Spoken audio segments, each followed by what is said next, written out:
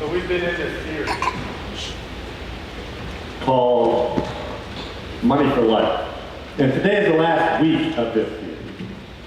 And the series has been a series on money for our lives, the things that we have to do, and not being preoccupied with money, not being fixated on money, not making money everything about it. Because that's not what the Bible would be a fan of. See, the Bible's wisdom isn't about a life for money, but about a money for life. And we've talked about that there are four big principles that the Bible shows us on having money for life. And we've gone through three of those. We're going to finish the fourth one today. And what we've seen is, the first week we saw that if you want money for life, you have to earn it. And then the second week we saw that if you want money for life, you have to save it. And then last week we looked at that counterintuitive principle, that if you want money for life, you have to give it. And because the Bible tells us that when you give, you will receive. And as I thought about trying to wrap this series up, I thought a great way to kind of look at those past 3 weeks, the three principles that we've looked at, is to actually have somebody give a testimony. So at this point, I'm going to ask Joy to come on up. And she's going to tell us a little bit about how this has impacted her life. Thank you, Matt. I'm very grateful to be here. And I guess I should probably sit in the stool, but I will, just so that people out there can see me. So I'm Joy Williams, and I've been going to this church for about a year now, and I have my notes in my phone, so I'm not really texting, just in case you were wondering. And I wanted to share a little bit about what God has been doing in my life in terms of money.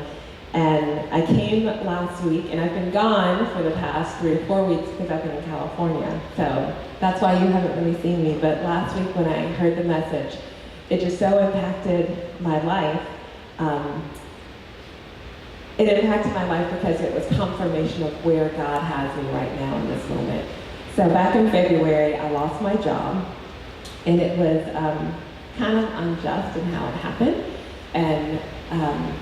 And so I'm going through, with the guidance of the Holy Spirit, of how to deal with that. But in the meantime, I still have to live. And so what do you do when you lose your job? And you still have rent, you still have a phone bill, you still have car gas, like all of these other expenses. And then I'm also helping out with my mom and my brother, so who are both they haven't been doing well, they're doing a lot better now, praise be to God. And so I had all these financial obligations. And at the moment of me losing my job, Roy, I don't know if he's in here, but he was doing Financial Peace University here at the church. And I asked if I could join, and so I joined the class, and it just reminded me of how I went through this class 8 years ago. And in that class, it teaches you to save for a rainy day. And if you've ever wondered, why is she always wearing tennis shoes, or why doesn't she ever wear a dress, or like, whatever happened to those nice clothes that people are supposed to wear at her age? Well, 8 years ago when I took this class, I learned that if you can sacrifice the small things in the now, it will prepare you to be above and beyond for the later. So 8 years ago, I took my humble earnings. At that time, I had just come back from doing a trip in Colombia, South America, so I moved back in with my parents, and I was doing a lot of spiritual work, healing inside of me. And I just made up my mind that no matter how much I earned, I was going to put some away for a rainy day. So fast forward to here, 8 years later when I lose my job, it wasn't a financial catastrophe. I had a basis to live off of. And it was a huge relief for me, because in that moment of me losing my job, there wasn't it was sudden. It was totally unexpected. In fact, I had planned for a trip in California, in which I had gotten a fellowship. And that trip was dependent on the scholarship that I had gotten to attend, but then also my income to help support where the scholarship failed.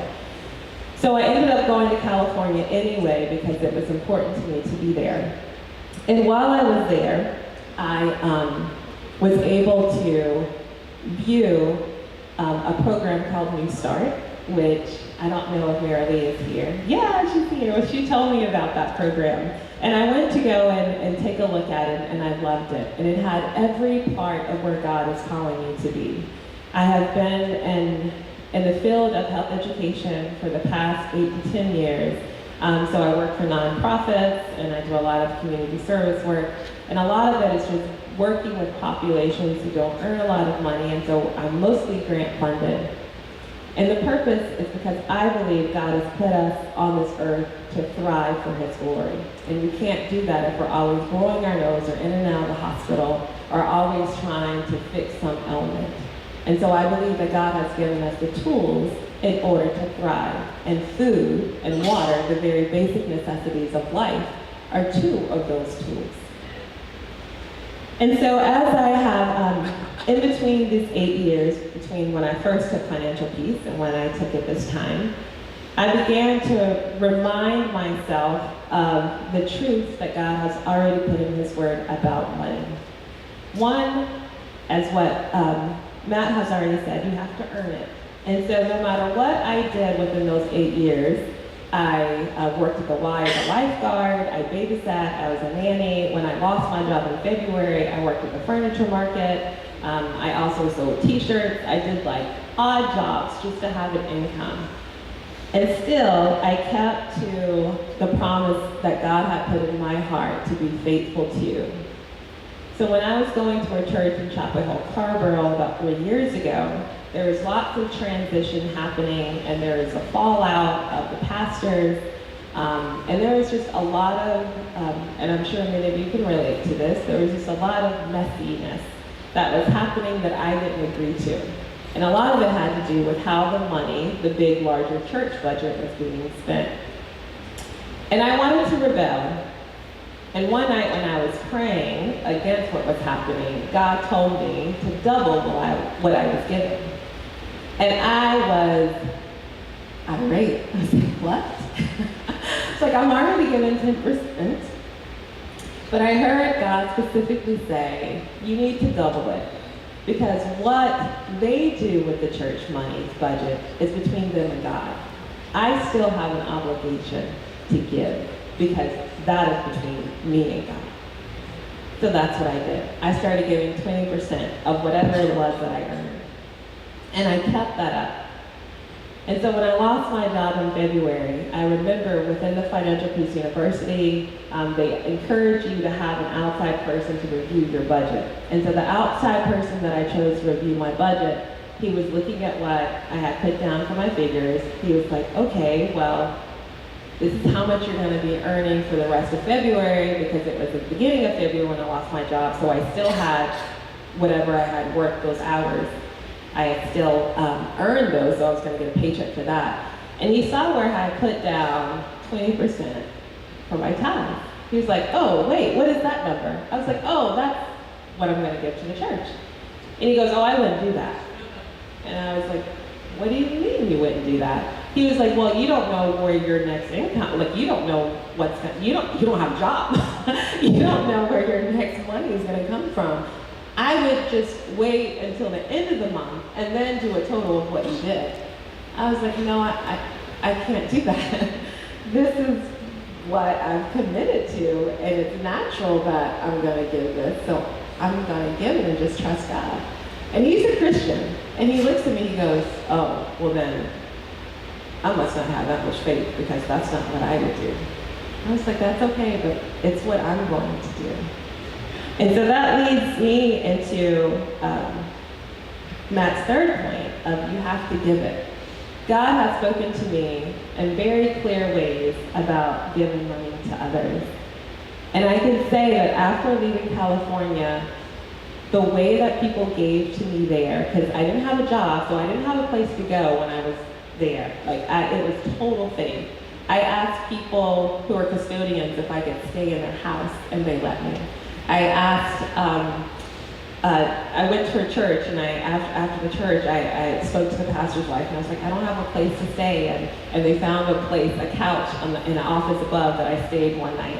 I mean, it was a total freedom that I found. And so what we do with the money that God gives us, it makes God's kingdom grow and flourish in ways that we will never know. And I'll end with this one story. When I came back, I'm sure all of us, when you're driving in the car, you have a little pocket of change that I don't know what you do with, but I know typically people may give it to people on the side of the road who are asking for money or asking for jobs or something like that. Oh, sorry, Matt. I think it was maybe 5 or so years ago, I heard someone say, oh, don't give money to people on the street because they'll just buy drugs or alcohol with. And so I stopped. Instead, I would have food, or I would say, oh, I'll buy you something to eat. And so that's what I would do. But when I came back from California, there was an overwhelming sense of joy that I had. But I definitely had it, and it showed in what I was doing with the change in my car. Because whenever I would pass someone with a sign, I would just give them money. I would just give them whatever I had. And I was like, is that okay? Do you accept pennies? Yeah, we accept pennies. I'm like, great, that's what I have. I'll give it all to you. And there was this one man I was passing, and he had a sign, and I just rolled down my window and I said, here's some money. And then I read a sign. I was like, oh, I'm sorry, did I offend you? Because you're really asking for a job, and I just assumed you wanted my change. It's like, I am renovating a house. It's a house that my dad left when he passed 3 years ago. And I was like, and so I may have work for you. And if I do, I'll come back and I'll let you know. He was like, oh, it's okay, don't worry. I'll take the money, that's fine. And thank you if you do have a job for me. And that just let me know that we as Christians, sometimes we take the messages and the conclusions that other people have deemed about the people that God has loved, and we take that as truth before stopping and letting our eyes, whether we can see or not, letting our hearts be open to the reality that's in front of us, and letting the Holy Spirit interpret the meaning of that. And that taught me such a good life lesson of where I am now. And that song that Rochelle sang, Oceans, that Rochelle and Liz sang, it was a beautiful song, and I love that song. And it's a timely song. When my dad passed away June 9, 3 years ago, that was one of the few songs that really got me through that emotional time. And this house that's being renovated is the fruit of 8 years ago of saving and the generosity of a contractor who was willing to work with me for the budget that I had. Now, if that is not God, if that is not redemption, if that is not the fruit of the giving principle and of obedience, then I can't tell you what is. But I can say that God's power of how He has taught me to earn, to save, and to give, it is coming back to me in powerful ways. And not only is it coming back to me, but it's changing lives in the way that it's flowing through me. One lady said to me, she said, Joy, money is currency, but it's not currency in the way that we think of it. Yeah, it's how we give and exchange. That's the current, right? That's the currency exchange. She's like, but think of it like a river and how a river flows. That's how money should. It should come in and it should come out. That's why it's currency. And that's the kingdom of God. And that is what God wants us to do. And it's only a tool of how His kingdom can come now as it is in heaven. Amen. Amen. Thank you so much for listening to me, and thank you, Matt.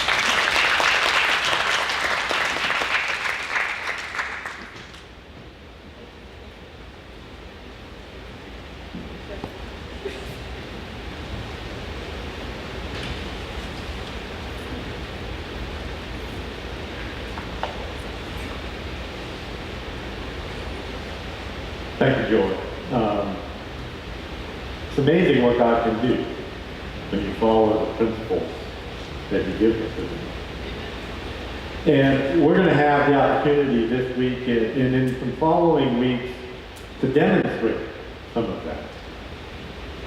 Chris will mention a little bit more about this, but we're going to, during the offering time, we're going to have an opportunity to help Joy go back to New Stars and to become a missionary in that field. And in the weeks to come, Hannah, you don't know about this, we're going to do this for you too. Because Hannah's going to spend a semester in South America. So in the next several weeks, we're going to give you the opportunity to live out the mission that we have here at Tech. To present the love and saving grace of Jesus Christ to others that need it. So listen up to those changes. So today, we're again finishing this series with the fourth big principle that the Bible tells us.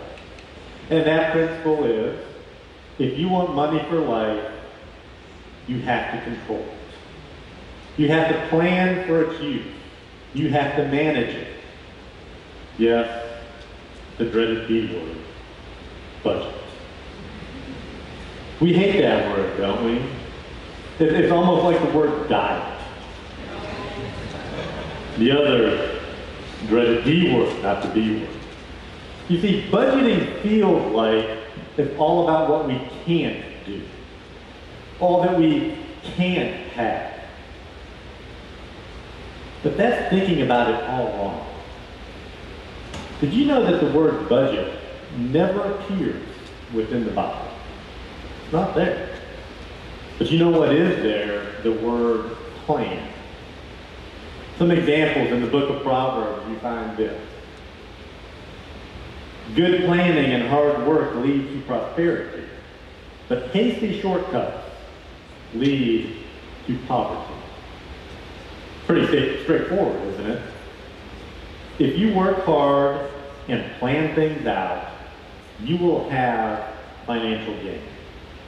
If you don't plan, you wing it, you play it by ear, make it up as you go, you will not have the money that you need for life. Kind of like that old line, if you fail to plan, you plan to fail. Another example, this one from Jesus. He was teaching about the importance of counting the cost of following Him. You see, He doesn't want a quick, superficial commitment that wasn't based on thinking things through before you follow Him. Or one that was only going to expect blessings and favor and help. So as he was trying to teach this, he needed to come up with an analogy that showed the importance of that. The importance of planning. And we read it in the book of Luke, where it says, is there anyone here who, planning to build a new house, doesn't first sit down and figure the cost so you'll know if you can complete it? If you only get the foundation laid and then run out of money, you're going to look pretty foolish. Everyone passing by will poke fun at you.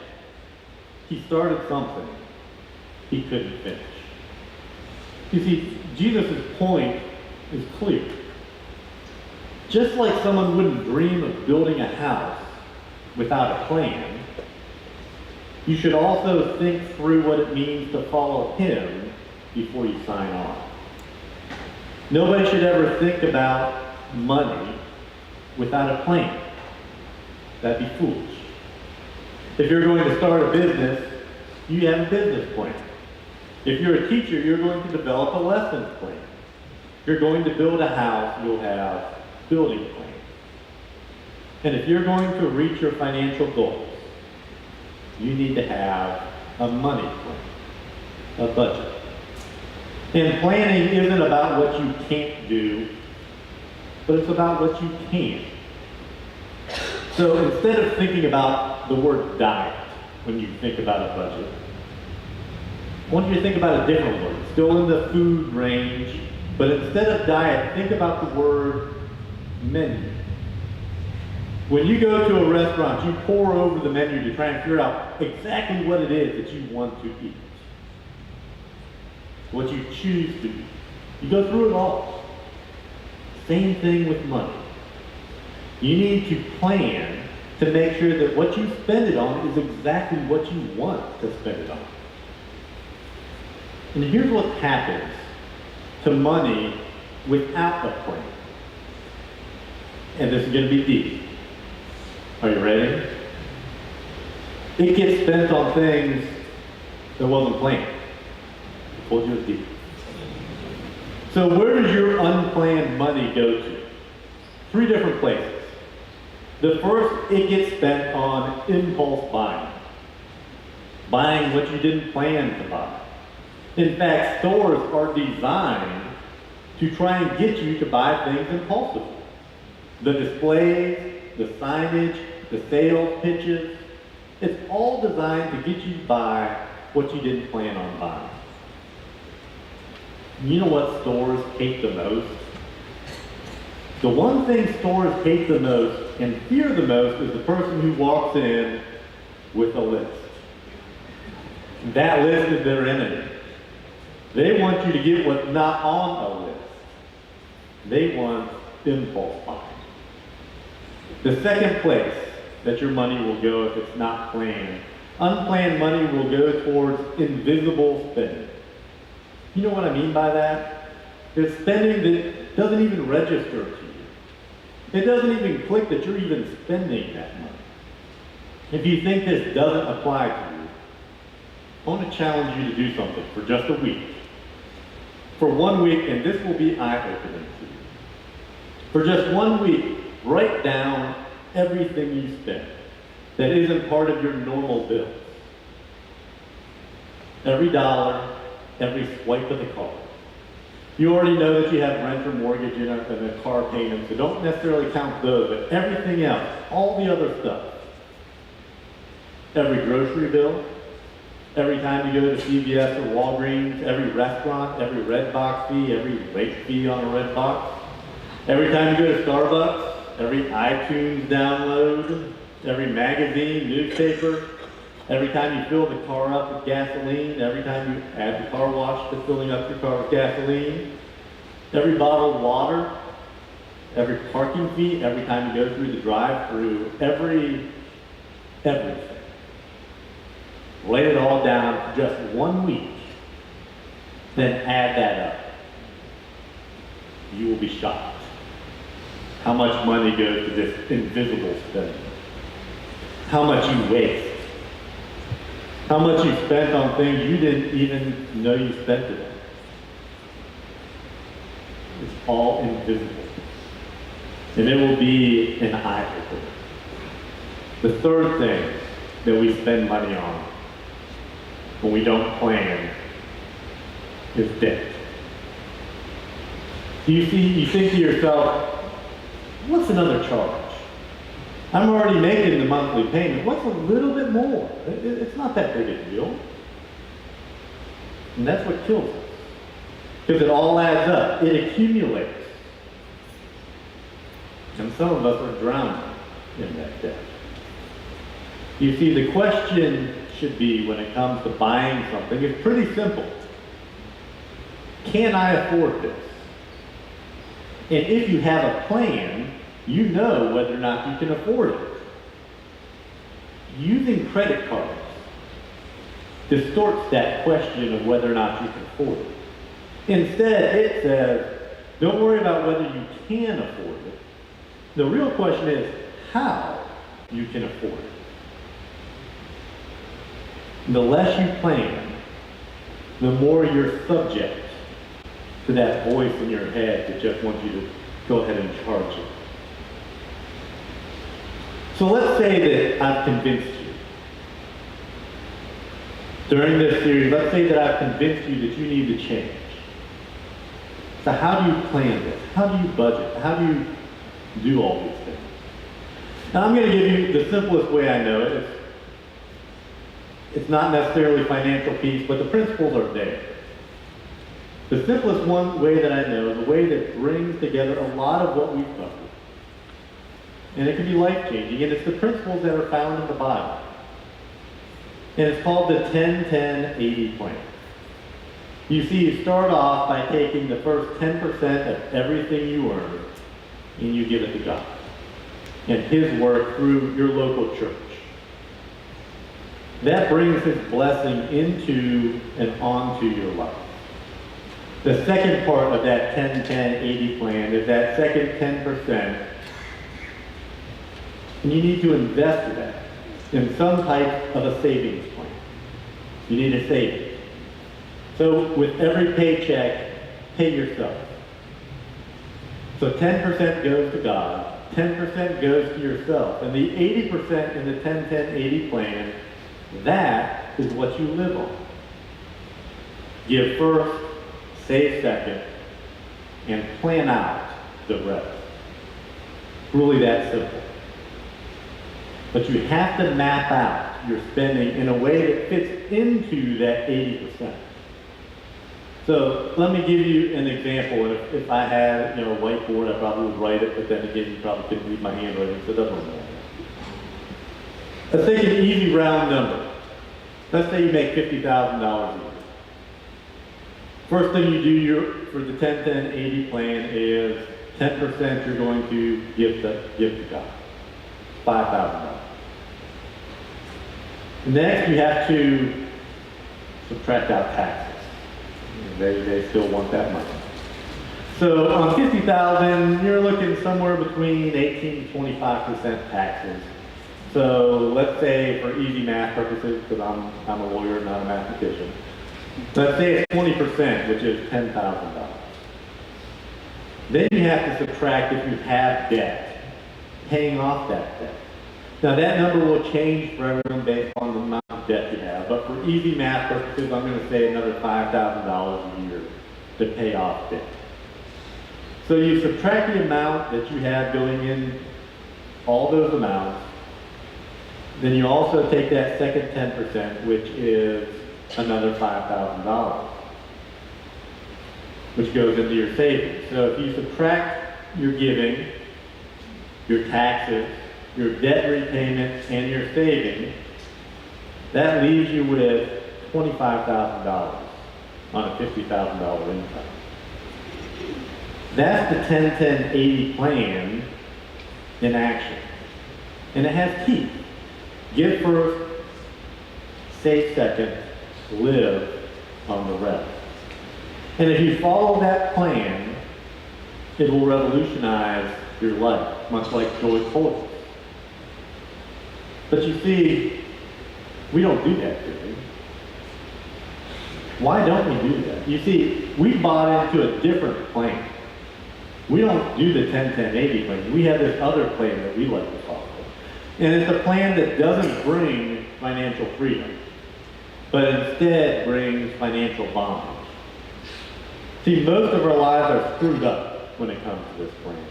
We've taken the Bible's wisdom completely out of context and we flipped it upside down.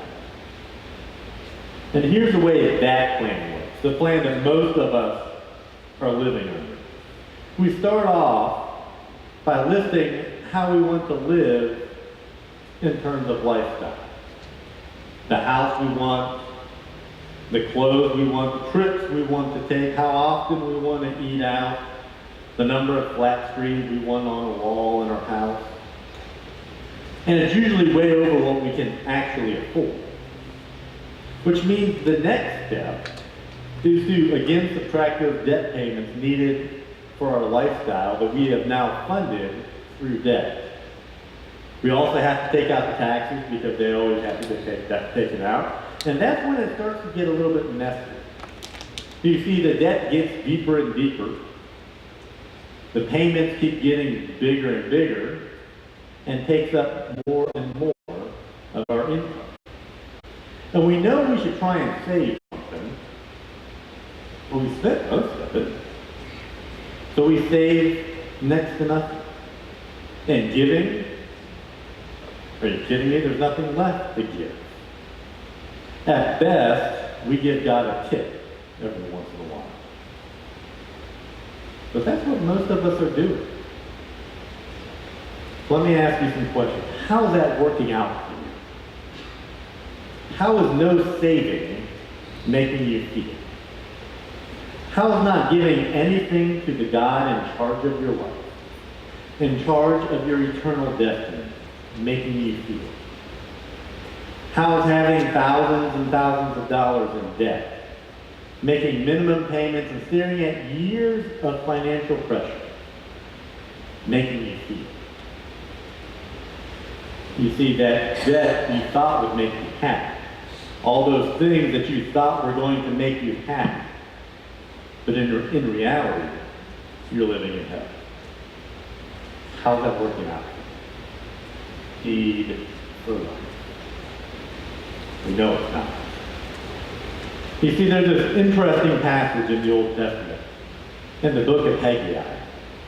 You see, in that time, the people of God had been saying that they didn't have enough money, particularly to do anything special for God through the prophet Haggai. And he told them they didn't have an income problem. They had a spending problem. Let's look at that real quick. Not much, but you have harvested little. You eat, but never have enough. You drink, but never have your fill. But you know, it doesn't always. But invite God's leadership and presence, power and blessing into your life. You can start the 10-10-80 plan and live a life of financial freedom. You can trust God and give Him what's already His. Live within your means and quit living a debt-sponsored life. You can start right where you're at. Now, for some of you, because of where you are with the debt that you already have, doing a 10-10-80 plan, quite frankly, might not even be a possibility. So maybe a 5-5-90. Maybe for some of you, maybe it has to be a 1-1-98. But you've got to start somewhere. Because not starting somewhere will never get you to the plan that God wants you to. So you have to start and work towards that goal. And it's not just for the money that you need now, but for an even bigger reason. A reason that we brought up last week, and it's really the most important thing to get about money.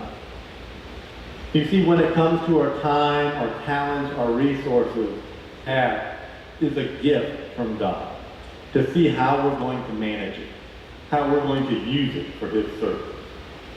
And if we manage it well, we'll be entrusted with even more. Not just in this life, but in the life to come. You have to get the relationship right first. And that's what lies at the heart of becoming its steward instead of its slave. Because at the end of the text, it all goes back into the box. You know what I mean by that? One of my favorite games is Monopoly. I like the houses, the hotels, Boardwalk, Park Place. I like pass and go and getting my $200. I try and buy every property I can. World domination. Maybe that's why maybe I don't like to play with me. But there's a lesson there in Monopoly. At the end of the game, when the game is over, it all goes back into the box.